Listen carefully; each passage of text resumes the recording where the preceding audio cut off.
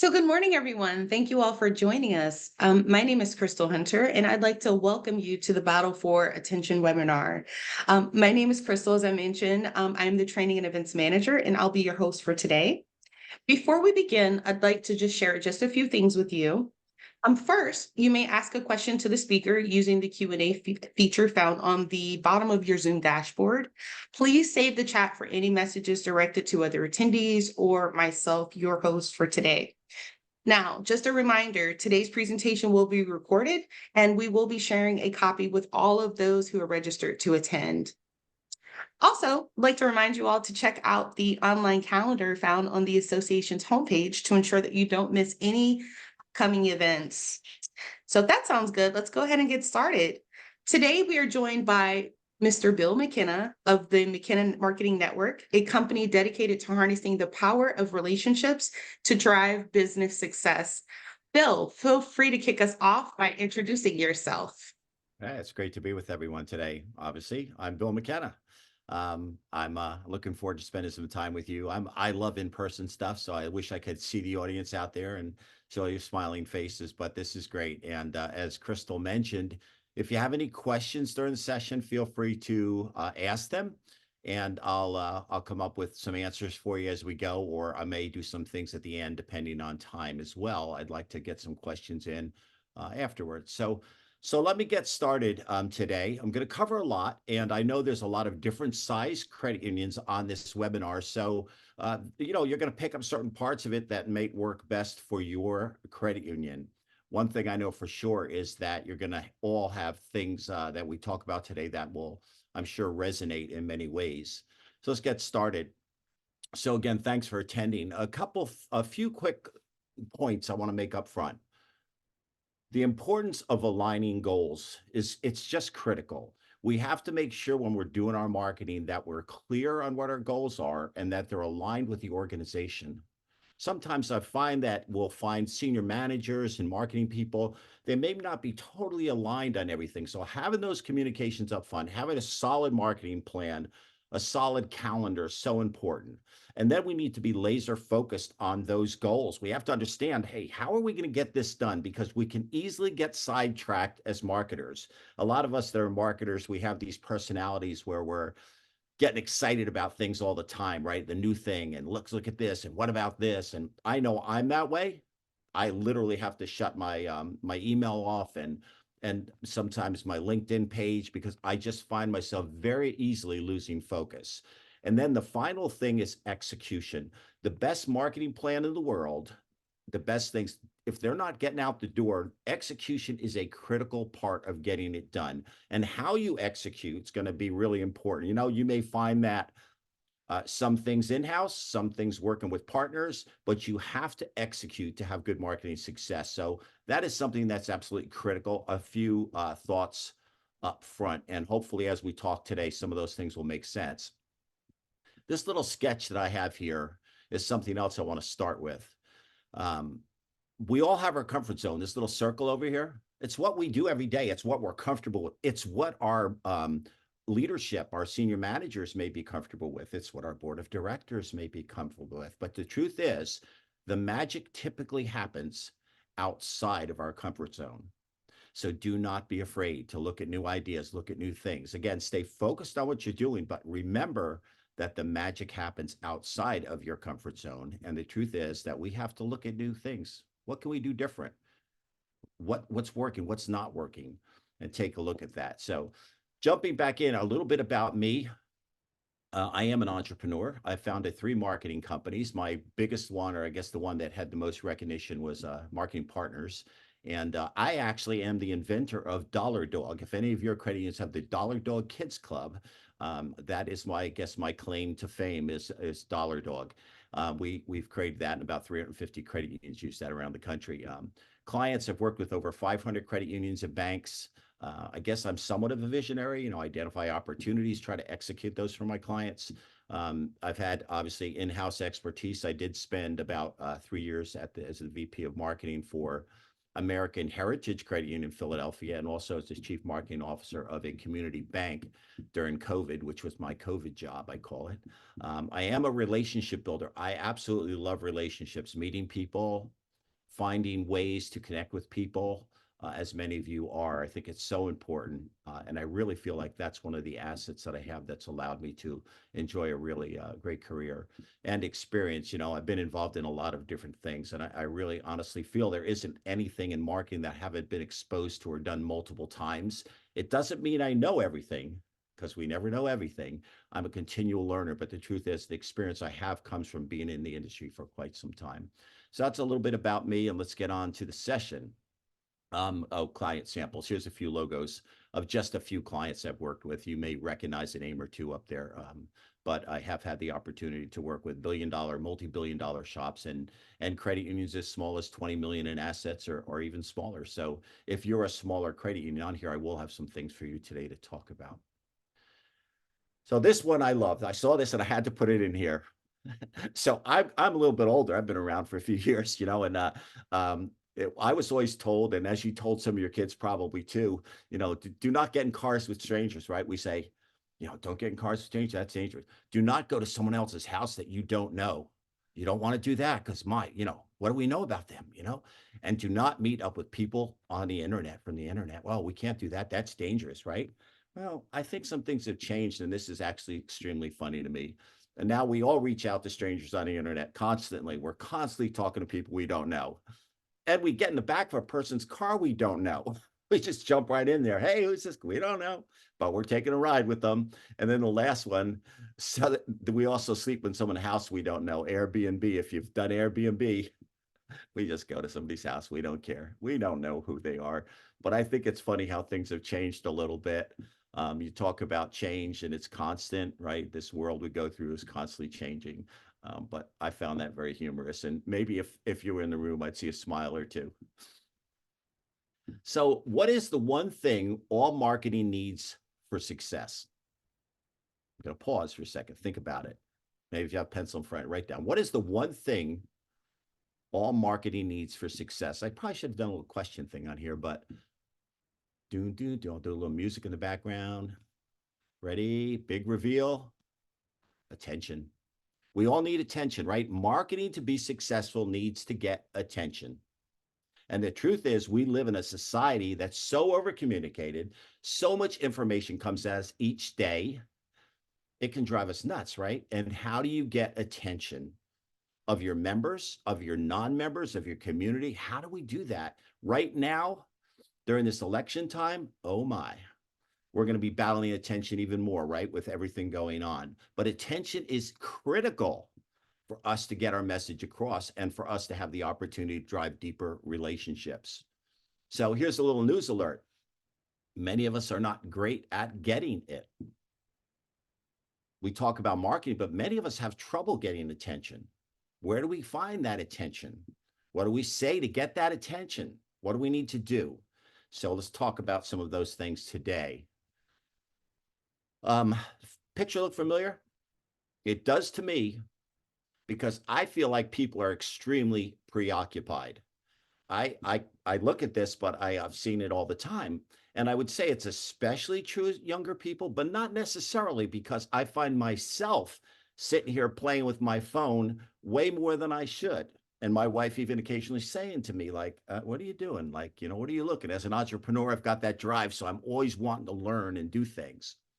This picture to me looks familiar. So does this one. For any of us that have had, the date when we're out on with our wife or whoever, this looks so familiar. And I see this all the time. I find myself easily distracted all the time. And believe me, I'm married 45 years in November. So I guess I've done something right, but it's so easy to get distracted and show someone else that we're really not interested in them at the time. How about this one? Have you ever stopped at a traffic light and looked next to you? Who isn't on their phone? It's like 10 seconds of look at my phone. What's going on? Hopefully it's at a light and it's not while you're driving, because I know we'd never do that, right? None of us would ever do that. But the truth is, it's so critical that it's so important to us that we need that 10 seconds extra just to look at our phone in case we miss something. Interesting, right? And this one, it's funny, but Boy, do I see that all the time. I'm driving through the city so many times. I'm watching people cross right in front of a red light while they're looking at their phone. They're paying no attention to what they're doing, or their kids are wandering off and they're looking at their phone. We are so preoccupied. So how do we get attention? We got to find ways to do that that make a lot of sense. And when we talk about attention, I look at it this way. There's underpriced attention and overpriced attention. And as marketers, we're looking for attention, but what do we do that gets attention? And there's both types when you think about it. So here is an example of what underpriced attention looks like. It might be social media. Public relations, so underused by credit unions. Public relations is powerful. Get a story about what you do, really good. So those of you that do public relations well, I give you an applaud because it's so important. And those of you who don't, start looking at how you can use public relations to tell stories. Email marketing, this little illustration over here.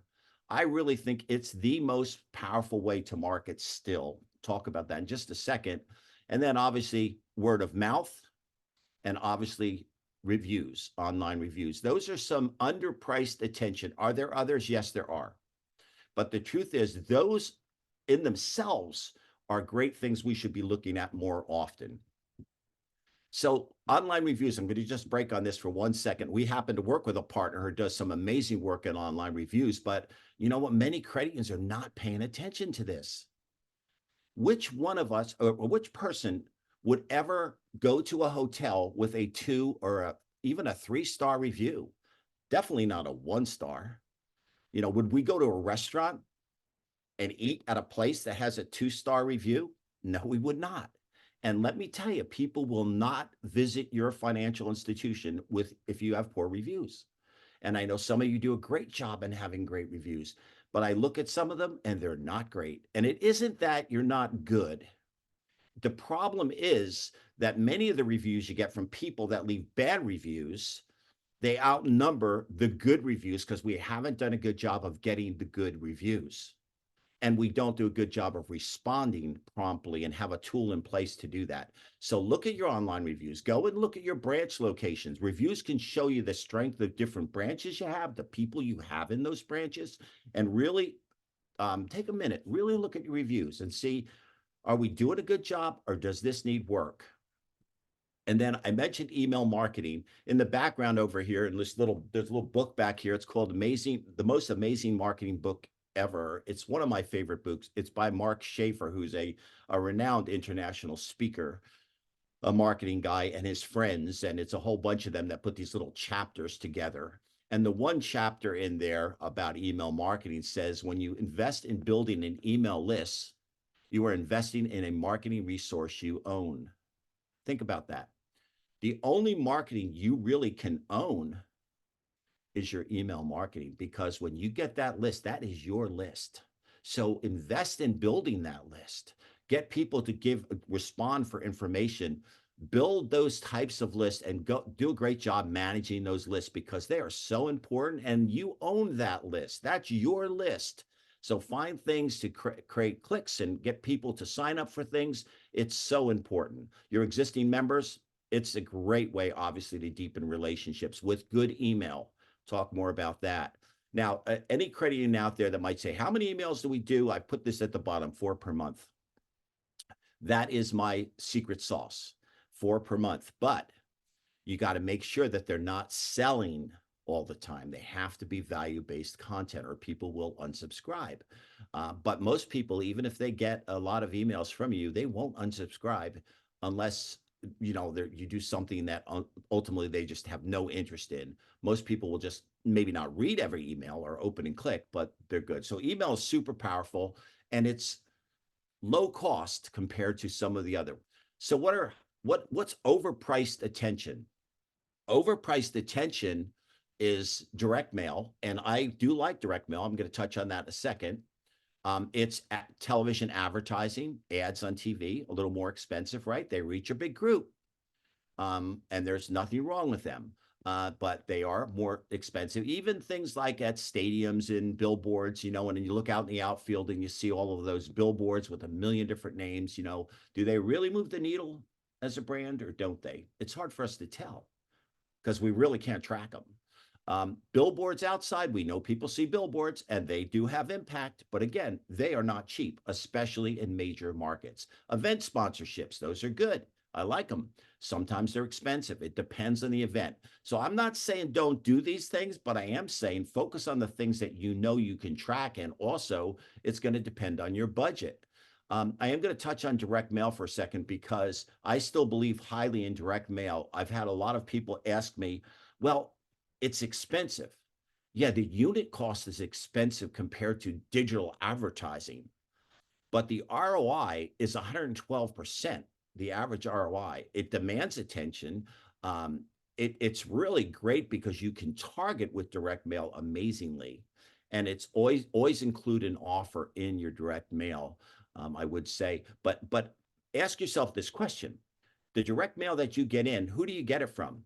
Lots of companies, but you know what? When you see financial advertising, it's always for opening a new checking account. I'll pay you $300, or it's for credit cards. And are these really big marketing companies out there, these credit card companies, the Capital Ones and the big banks, are they stupid? So they just keep doing it? Yeah, you know, it's expensive, but we'll keep doing it. No, they do it because it works. Direct mail works. You just have to make sure it's the right offer to the right person using the right list, and you can have amazing response with direct mail. It is a higher unit cost. I put this at the bottom. Newsletters still work. They do. And I still believe in direct mail newsletters. I think newsletters in a statement are less likely to get read. And I believe that also a digital newsletter is a good idea. But again, it only so many people open it. But I believe that newsletters are extremely powerful because they blend sometimes selling or a special offer with some branding and with also some good content that people want to read about you. So I think newsletters are still very powerful. I see some credit unions doing new magazines, and I think they're great. I really do. They're expensive, but they look great. So they get a lot of attention. So that's something to think about. Those are some overpriced things. Again, I'm not saying they don't work, and your marketing, you may have some of them in there, but balance what you can afford, because every type of marketing can work. But unless you have an unlimited budget, you need to carefully consider what you're spending money on. I'm sure that makes sense, because when you go to get your budget approved, we're always looking at where can we trim? What's this dollar look like? But I will say this, that when you go and talk about marketing, it's all about budget and ROI, right? It's about ROI. And marketing really is an investment, not an expense, as long as you can prove the ROI. And I'm pausing because you've all been through this. You look at the budget, you talk to your boss, you talk about this, what should we spend, where should we cut? And they want, well, how do I know that works? And unless we can prove ROI, it's very difficult. And we cannot prove ROI on everything. I mentioned some of the events you might do, or the billboard out in the outfield. You can't necessarily prove ROI from that. Even a billboard, difficult to prove ROI. But it is investment. It's part of marketing. But the things you can track typically are more digital in nature, through digital ad campaigns and landing pages and clicks and conversions, right? And how many loans, and tracking from your online loan app to how many conversions you have. All of that is trackable, and that's a lot easier to sell when you can see what's doing. But you need the analytics to do that, and you have to do the follow through. And I use this illustration a lot when I work with my clients.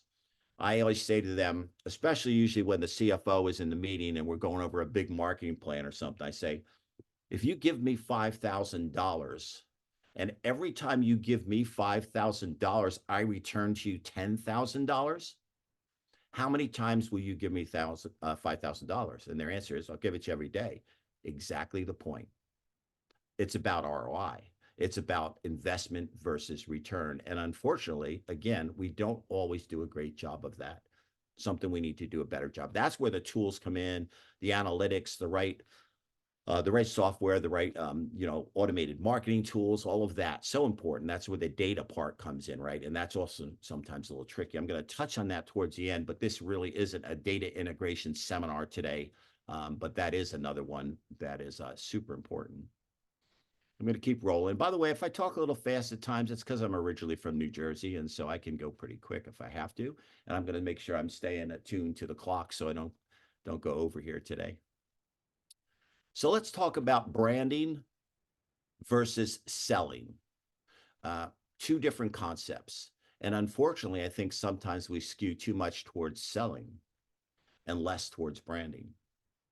So branding is a strong brand does not just happen, right? It doesn't. Building a brand is something you have to work at. And I have seen some amazing credit union brands out there, and I see more of them each year. It looks like these credit unions are finally getting the importance of a strong brand, a visual brand we think of many times, but it's really a strong brand that resonates. It doesn't just happen, it takes work. Are the foundations in place for a sustainable brand? Do people understand in your organization the importance of brand and not just selling? Because branding is a different thing completely than selling.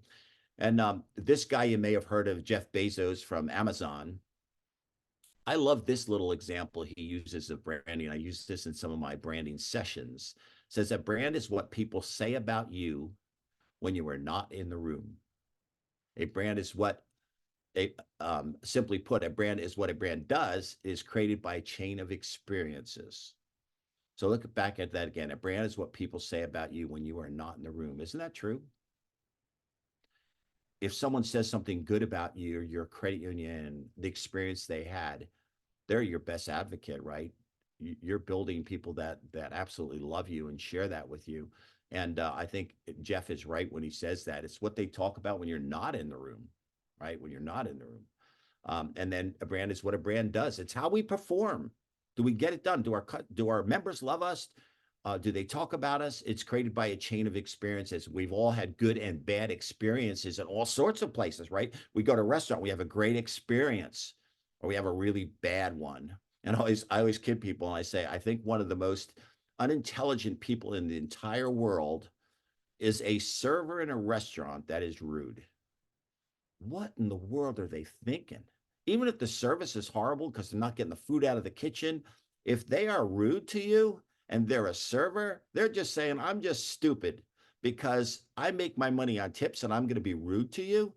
Come on, you'll never go back to that place. That's an experience you don't want. And the same thing goes for our credit union. Julie the teller, and I apologize if any of you have a Julie the teller, but Julie the teller might be having a bad day, but that member should never know it. That's not what it's about. Creating great experiences or digital experiences online, online loan applications. The more digital things we do, the more important it is. Our digital experience is really good and seamless. So here's some questions about branding. Are you member centric? Is it all about the member? Why do we get up in the morning as credit unions and do what we do? It shouldn't just be about selling more of this or selling more of that or getting more loans or opening more accounts. It's about the member, it's about what they do. And I know for a fact that many of you are extremely focused on member service, and that is awesome because it is about the member. We do this each day for the member. We don't do this for profit. We do this for the member. That's what it's all about. When I was with American Heritage Credit Union, that's something Bruce Folk, the CEO, always focused on is it's about the member. And they did amazing things for a $4.5 billion credit union now. The things they do for the member is quite impressive. It's about mission. It's about vision. It's about values, right? Mission, vision, and values. Do you have them established? Is your mission clear to your members? The vision of what you want for them and who you're going to be, is it clear to your employees? And the values you present, are they clear? Have you taken time to build the foundations of your brand around those things? Visual branding, that's look and feel. Many times I see credit and say, we got a new brand, and it's really a new logo and some new colors and maybe some things they've done, but that's not the foundation of the brand. That's the visual brand. And visual brands do get attention. I use the illustration. If you're going down the street one day in your neighborhood where you've been for years and you're driving down there, and all of a sudden someone gets new siding put on their house or new landscaping or whatever they do, and all of a sudden it just looks different, it gets your attention, right? And visual branding does get attention. So visual branding is good, but it has to be more than just visual, or it really is just smoke and mirrors. Brand positioning, deliverables, and culture. As I mentioned, if you have a slogan, brand position, there's a lot we could talk about there. Again, that's a different seminar for another day. I do have a session I do on the 7 steps of branding, and it covers some of this stuff. And then the last one is end-to-end member experience, making that experience just really great for the members. So those are some branding, quick branding stuff, but it is an important part of our credit union. And it really is what makes us different. Remember, we are not going to win the rate battle or the technology battle. We're not going to win those battles. We might do good in them, but there are some big people out there, some big players that can do an amazing work with technology. We don't have a chance of keeping up with that, but we can win the brand battle. So we have a question. Yeah, It looks go like ahead. someone put a question in the chat. What CRMs or digital marketing platform do you recommend?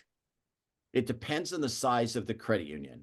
I would say that there's a number of platforms out there that are very successful, or would work well. I know I happen to work with a company called Datava, who is one of my partners, and they actually build a lot of custom work. They have modules they put together to build out an end-to-end CRM, depending on what people are looking for. I am working right now with some clients who are using Strum platform. If you've seen that one, I think that's good, especially for a credit union who doesn't necessarily have all of the the IT people in the background. And of course, then you can get into the Salesforce of the world, and you can get into the Oracles and all of the different things. There's a bunch of stuff out there. It's kind of a deep question, but depending on the credit union, there's a lot of options out there today. Hopefully that's sort of touching on a little bit. So selling is often ignored and turns people off. So, beware of the rate game. In other words, I think we find ourselves as marketing people wanting to sell a lot. And I understand that. So we're going with rates, or we're going with an offer. And I think offers are important. You have to have a call to action. You have to have a strong offer in many things we do. It's essential. Brand advertising a lot of times will create name recognition, right? We'll be talking about who we are. We might have our slogan or our colors or some sort of a pretty picture. And branding is important, but most credit unions I work with, many of them don't have the money to just do brand advertising. Some big ones out there even have their names on arenas, right? Big ones. That's branding. That's branding 101. But most of us don't have those dollars. So we tend to want to go to selling too often. And I'm just going to tell you, nobody likes to be sold to. They don't. People don't like being sold to. So they like to be educated. And I'll get into that content in a minute here, content creation. But I made this note here, beware of the rate game, because I know we've been all chasing deposits the last couple of years, and it's all rate selling. It's shallow relationships. It's not core money. And as you've seen, you might get some dollars in the door if you've got a great rate, but you look at the depth of that relationship and it's going to go away as soon as that rate changes. Not the best way to sell, but rates are important. You have to be competitive, but you don't have to be the cheapest as long as your brand, people go, I want to be there because those people are great. It isn't just about the rate. And that's what we want. We want members that are engaged with us, and the rate is, they're going to look at it. They want us to be competitive, but that's not the most important thing to them. They're really impressed with us as a credit union. So watch selling, watch what we do, and be careful that we sell. A lot of times I'll see LinkedIn ads with rates on them, and it's not the place for a rate. It's not. You shouldn't just post your ad on LinkedIn with your rate in it. That's not what people are looking for on a platform like LinkedIn or other social for that matter. But that's, again, a whole nother discussion. So let's keep moving here. What is value-based advertising and content? Well, value-based is you create value in someone's life. Instead of selling to me, you're creating value to me. That's what we're all looking for. We need value in our lives. We have things we're interested in, things that are important to us, our family, our job, where we live, just all this stuff, our kids. But we want something that resonates with us and creates value in our lives, right? We want content. We want content that engages us. And today we all start right here on our phones. We look for stuff or we're online and we're looking at something that is important to us. And that's where it starts. So value-based marketing puts the customer at the center of your marketing strategies, right? In other words, if it's an auto loan, buying a car, what's the best way to buy a car? How can I save money on a car? What about extended warranties? What about gap insurance? What is gap insurance? That's content that creates value and people learn from that content. And I think it's so important. Financial literacy, all about financial literacy, so important. I know Crystal and the team there, we had that great conference we did a while back, and Thrive, I think it was called. And it was great. All these people there talking about how you use financial literacy. And I know many of the Cradians on this call use it well. So important. So how do your financial products and services benefit them? That's what people want to know. They want to know what's in it for me. We all want that. What's in it for me? How does it help me? How does it help me as a company if you have a lot of partners, seg partners, or whatever you want to call them, workplace partners? What's in it for them? Why would I want to get affiliated with you guys? How's that help me as a company or a person? It focuses less on selling and more on educating customers, right? It's about educating. When you educate people, you create value. Is your credit union a trusted advisor? That's a question to ask yourself. If you're selling a lot, you're probably not a trusted advisor. You're probably a financial institution and maybe just one of the many that they're using. But if you're a trusted advisor, they come to you for advice. They ask you, how can you help make my life better? That's where financial literacy comes in. Financial counseling comes in. That's where all of those things. So we position ourselves as a trusted advisor through content creation and through the right tools that people find and say, hey, this credit is great. They really help make my life better. Engaging content, identifying members' needs. I just mentioned some of those needs, buying a home, buying a car, retirement, all of those things. Provide valuable information, tell stories and real life examples, testimonials. Storytelling is so powerful. Video content is so great. Simply simplify complex concepts. We think people know about these complex concepts. They don't. They need us to help break them down. Leverage visuals, multimedia to do that. Use data and research to find out what are those people looking for based on those different life segments and different, times of their life. They're all looking for different things, but we have to provide content, and it's not one size fits all. It's all different. So it's a lot of content creation today, and content really does move the needle. So those are some of the things you should be thinking about when it comes to building engaging content. And I made this little note here too. Again, one of the partners in my network happens to be Ameriprise Financial. And the reason they're in my network is because I've seen a lot of credit unions that have wealth management programs, but unfortunately, they're not moving the needle. And I don't know if you know, but there's a huge transfer of wealth happening right now. In fact, 84 trillion in assets is set to change hands over the next 20 years, according to estimates by consulting firm Sorelli Associates. But the bottom line is this transfer of wealth that's happening. There's older members that, especially boomers, that are going to have a ton of money to need to do something with it. And it's going to exchange to those other generations, the millennials and the Gen Zs, a lot of money. And for your credit union to maintain a piece of that wealth, you need to have a great advisory program. I'm not saying Ameriprise is the only one. They have a good program. There's lots of them out there, obviously LPL and all the ones out there. There's many of you that work and they're good programs. But hey, do not ignore the importance of having a great wealth management program, or else you will miss an opportunity that's coming for deposits and growth. And people want advice. They want trusted advisors. So moving on, engaging content takes time and money to create and execute. And the truth is that is the problem. It does take time and money to create great content.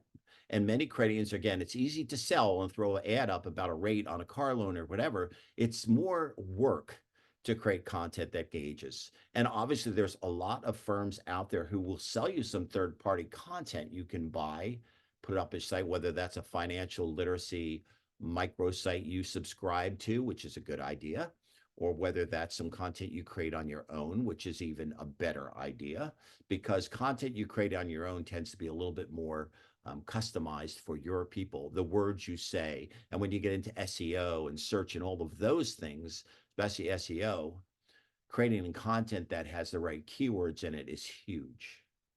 And I'm sure there's a lot of people out there that are digital marketers a lot smarter than I am. Because if you ask me to do the work and code the stuff and go in the background and work on the websites, I've done 50 or 100 websites with clients. But if you ask me to do the code work or any of that, I have no idea how to do that. I just know what needs to be done. So the truth is that you smart marketers out there know the importance of creating great content and engaging and building that content. It takes time and money to execute it. It really is. It's hard work. And most people fall short of creating enough really good content. I'm working with a client out in Ohio right now who is trying to really get into their workplace partner program and build it up again. And they, their SEGs, whatever you want to call them. And so we just finished doing a financial wellness seminar catalog for them of those 15 seminars that are available for their SEGs and workplace partners. And then we repackaged their workplace partner program to show the value. Because if you have SEG relationships or partner relationships, whatever you call them, they are critically important. Many of us have gone community, and there's nothing wrong with, I know there's new opportunities in community, but just sticking that flag in the ground saying this is our community is not enough. As you know, you need to get out and work those relationships. You need to get out there and see people, shake hands with people. Those workplace partners, those SEG groups, many times, those affinity groups you were affiliated with are your best opportunity still, because that is a one-on-one personal relationship. That's a relationship that you have that no one else does. So do not ignore them, work them. And if you need any help with that, I'd be glad to chat with you about it, because I see this as an area that is honestly ignored many times. And sometimes we've let them just pass us. We forget about them. So that's a good one to think about too, how you can build those deepening relationships with partners in the community, or SEGs or workplace partners, whatever you want to call them. Digital first marketing. How am I doing on time? Okay, I'm moving along good. Digital first marketing, search engine optimization. I just mentioned that SEO, really critically important. You can't just throw stuff up. You got to take the time to work the keywords, have a good digital person in your organization, or someone you're working with outside, whether it's a web partner or digital partner that you're working with, and take time to look at your SEO. SEM, obviously, these are some of the different digital marketing pieces. Obviously, search engine marketing. People search at Google and YouTube, right? YouTube's such a great search engine right now. Content marketing, I mentioned that over and over. Pay-per-click, PPC advertising, certainly an important part of digital marketing today. Email marketing, I mentioned earlier. Email is really powerful. And by the way, we've had really good success doing email marketing to non-members. If you work with the right organizations that have whitelisted email engines, I'm not talking about buying a list and load it into Constant Contact or into your or into any of your automated marketing tools. That's not what I'm talking about. I'm talking about a third party that can actually execute email, do some search criteria. For instance, if you're looking for auto loans, people in the market for auto loans in certain geographies, certain ages, the age of their car, email marketing to non-members is effective. And if you build a landing page off of that email marketing to be able to track clicks and conversions, you'll find the ROI is quite impressive. So email marketing to non-members is inexpensive, and it actually works really well. We're still using that along with a lot of times some of these other digital marketing things we're doing. They're full campaigns. And then social media, you guys will know the importance of social media. But getting back to what I said, be careful about selling too much and make sure you're doing more content on social media. The more engaged in the content, the more likely it'll convert. Omnichannel marketing campaigns gain 18.6% engagement compared to 5.4% for single channel campaigns. What I'm saying there is if you have omni-channel marketing campaigns, so you're using a lot of different stuff, using digital, you're using this, you're using print, you're using whatever you're using, those omni-channel campaigns are always going to perform better. So rather than doing little quick campaigns all over of different things, take time, build out a better, stronger campaign, even if it's less of them, even if it's just 4 a year, and you're going to see a better ROI on those campaigns than single channel quick hits. They don't work as well. They will get some response, but these omni-channel ones are really the ones we've seen really move the needle. And again, we find a lot of people are not doing omni-channel, they're doing pieces of campaigns. Integrated campaigns, mention that, postcards, posters, statement inserts are still alive, email, Google display ads, meta ads, landing pages. Landing page, really important to be able to track conversions, right? A good landing page for a campaign is essential. Make sure you got a good landing page. You can track it into your online loan apps, everything else. You can really make great, find those conversions. Website banners, social media graphics, blog content, video content, and other, all of that. Integrated campaigns, again, will move the needle more. Doesn't mean every campaign will have every one of those pieces, but they're gonna create a better ROI for you. And I just threw graphics up, for instance, of a match, just so everything matches. If your landing page is, looks the same as your direct mail, or it looks the same as your digital ads or your email, make sure it is a good integrating campaign that has a great look and feel to it. And again, as you can see, sometimes a rate does make sense. It just depends on what the campaign is for. And it probably would have multiple call to actions. Someone may be ready to buy right now or apply.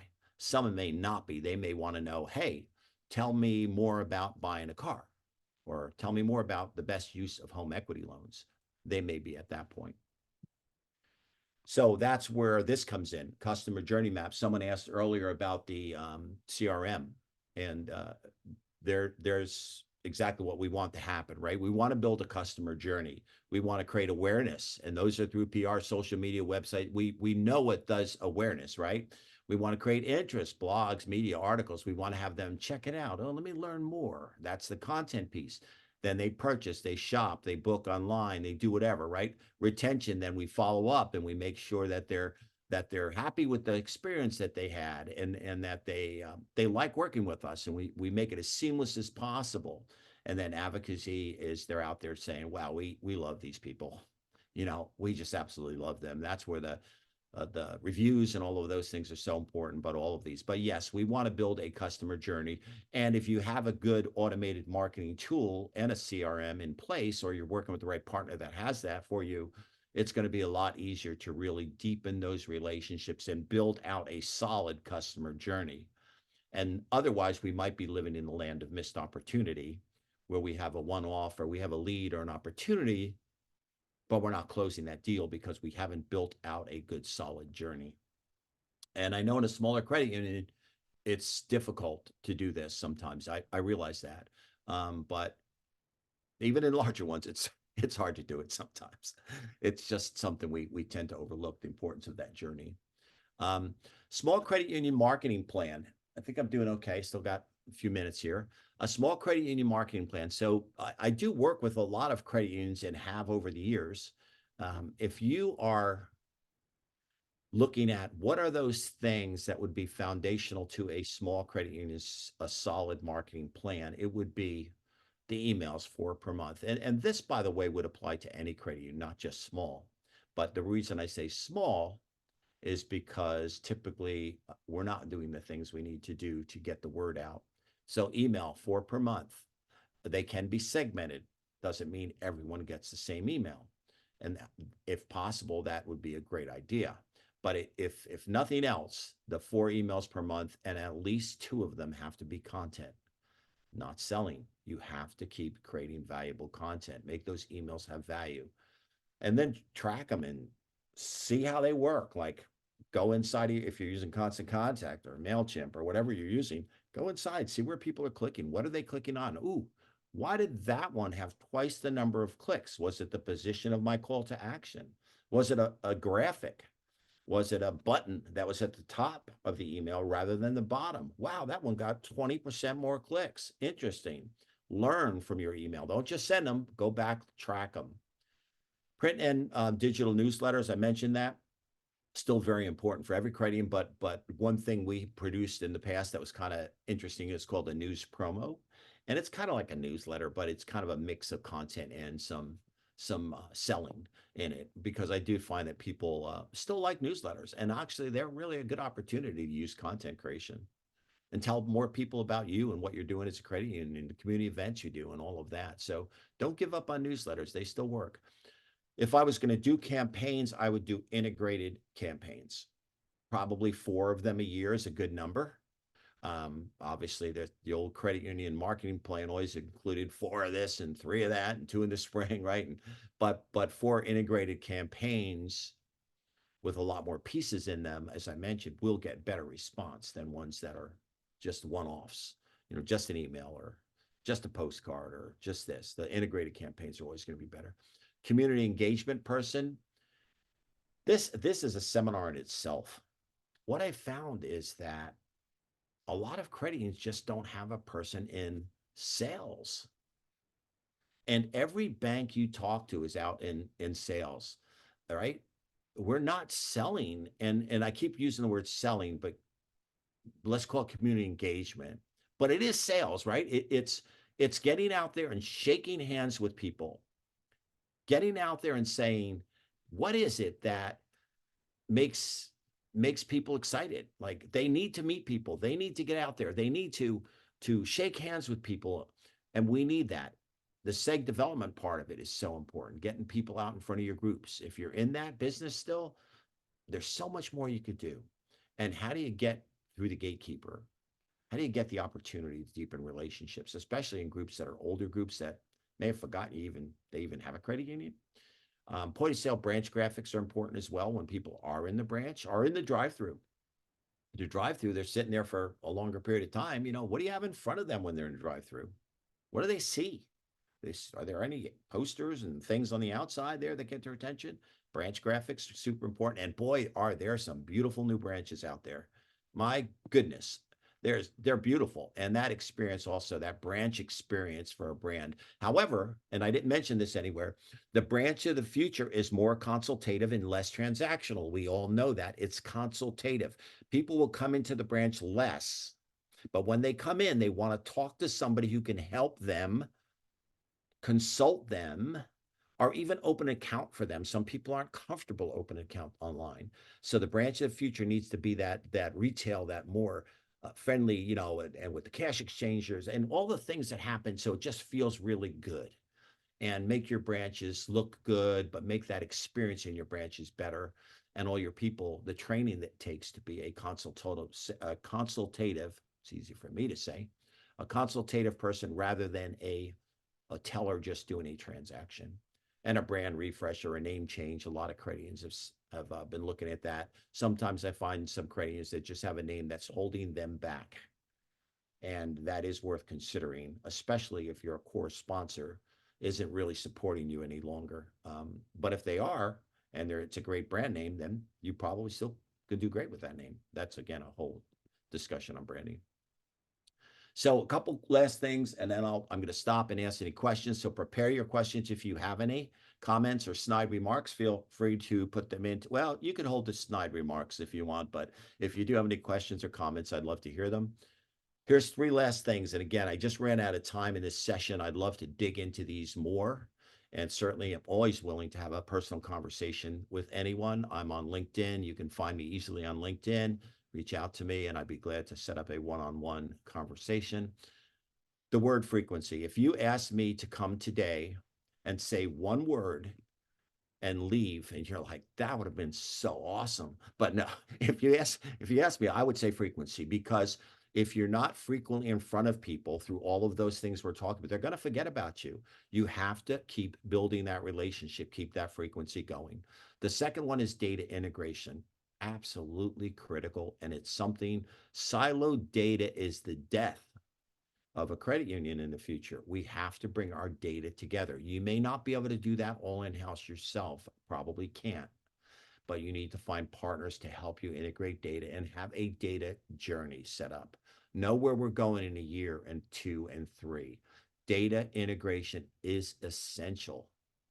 And then last one is marketing automation. Is some of the things I talked about earlier, building that journey from marketing can't be done without marketing automation. Honestly, it's not possible. You can do some of it, but you really need some good tools. And again, it could be through a CRM partner or a marketing automation partner. But that data piece is so critical, right? You have to have the feeds and you have to create up the APIs and make sure things are working together. So that if I had more time, I'd dig into more of those today, but I don't. Um, if anyone's interested, I have a presentation called Obstacles to Growth, and it's 8 things that have kept many credit unions from taking it to the next level. Those are things I've identified over my years, believe it or not, of nearly almost 40 years in this business. Kind of scary. Um, but I'd be glad to share that with called obstacles to growth. So that's the end of my story. Um, Crystal, are there any comments, questions, snide remarks that you'd like to share with me or the audience would like to? I don't see any questions. If there are any questions from anyone in the group, feel free to use chat or feel free to use Q&A. I'll allow a few minutes for anyone with questions to go ahead and drop that in the chat. And I'll just say why people are thinking whether they want to ask a question or not. Sometimes people are funny about asking questions, and I understand that. It's easier in person. But the truth is, I did cover a lot today. I know it's a lot. There's a lot in there. But I wanted to cover enough because I knew the mixture of credit unions we had on this call was going to be large, small and medium and in between. So maybe there's something in there that just resonated with you. And I hope you can have a few takeaways. I always feel like if you leave a session or a workshop and you have a few takeaways, then we've done our job. Absolutely. Well, Bill, I don't see any questions. It looks like people are jumping at this point. So I'd Okay. like to take an opportunity to thank you for your time today. Oh, I think there's a question here.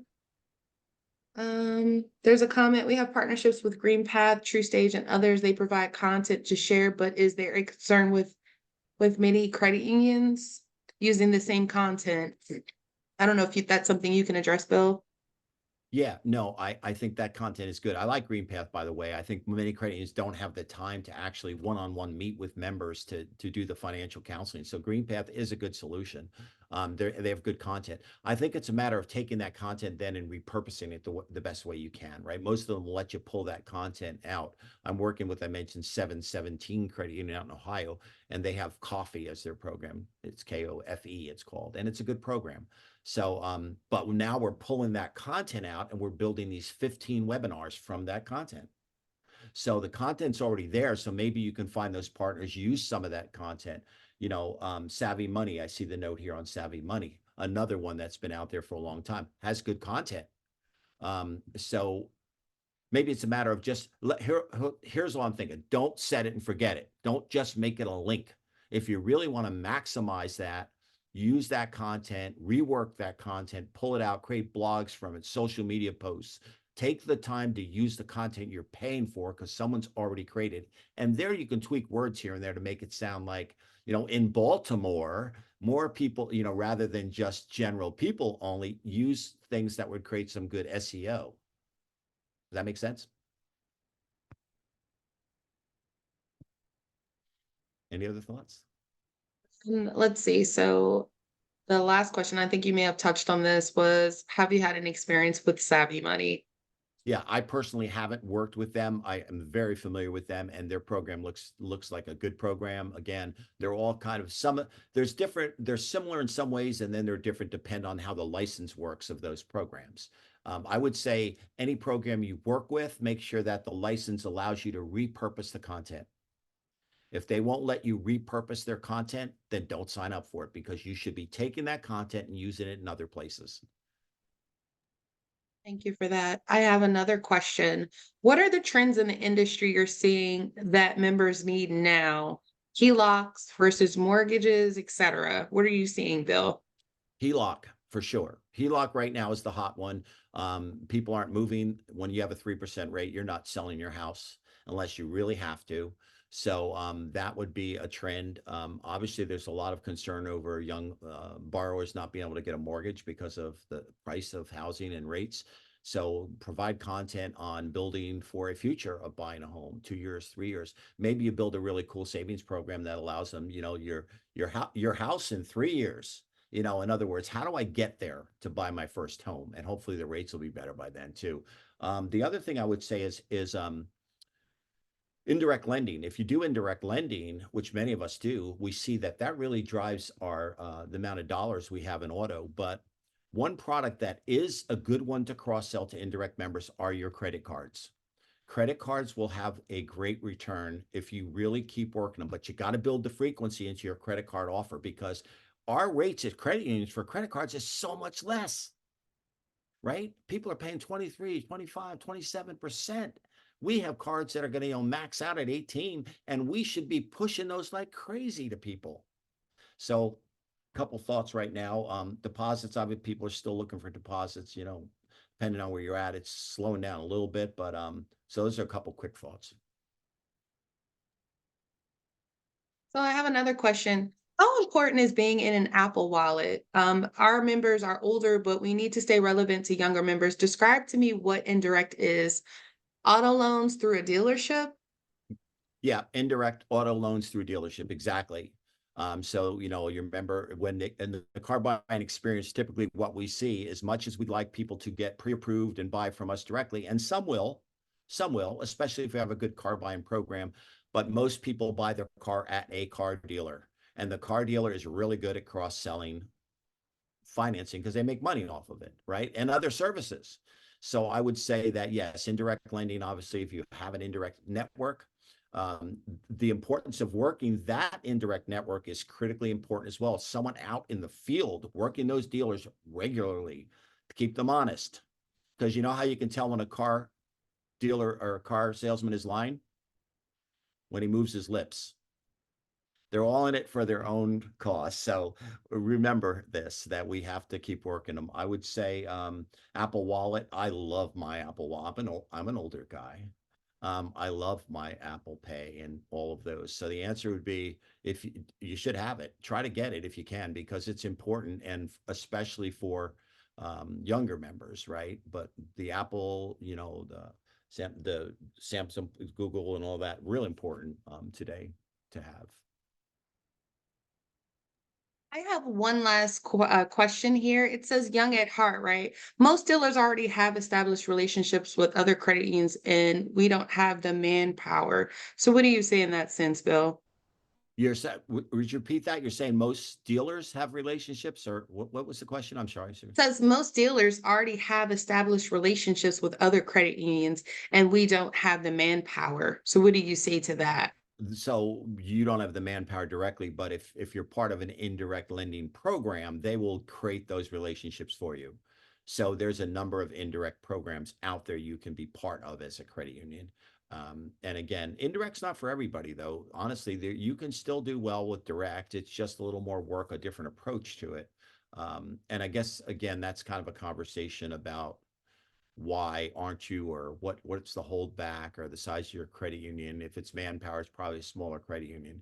Um, so I'd investigate, talk to some companies that do indirect and see what it looks like, and then decide if it works for you, and or if it doesn't. Thanks so much, Bill, for answering those questions.